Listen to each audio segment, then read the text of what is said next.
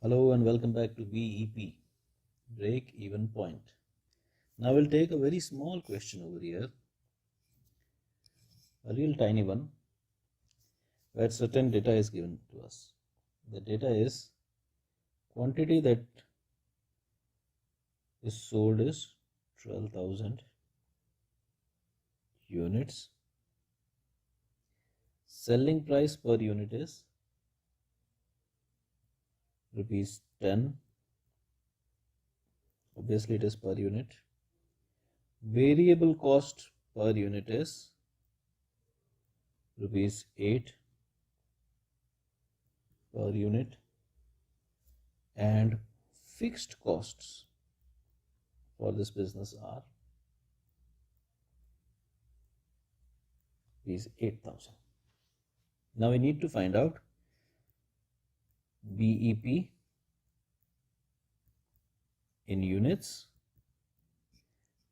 and BEP in value.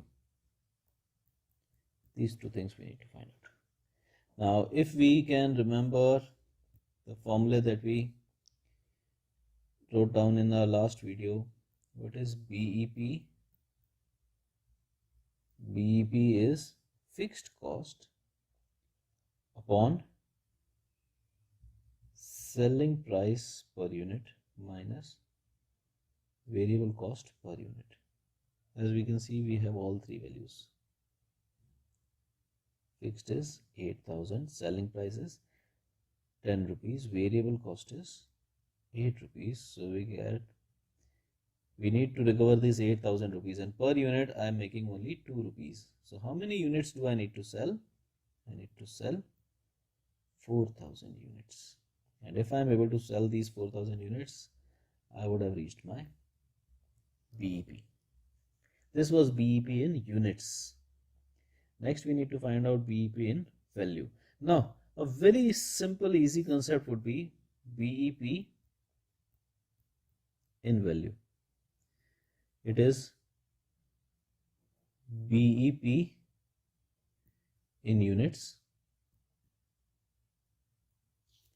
multiplied by selling price per unit. Because these many units I need to sell, and this is the price at which I'll sell it. So BEP in value would be very easily 4,000 multiplied by selling price, that is 10 rupees. So I get 40,000. So this is my BEP in units, this is my BEP in value. And if you are so keen, we can even find out BEP using the formula that we have. F, that is 8,000 upon 1 minus variable cost, that is 8 rupees per unit, that's selling upon SP, which is 10 rupees.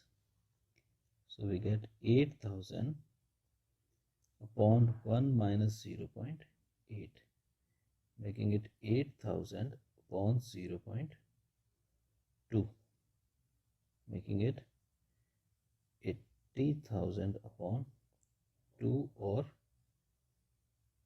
40,000. So my BEP comes as 40,000 rupees, 40,000.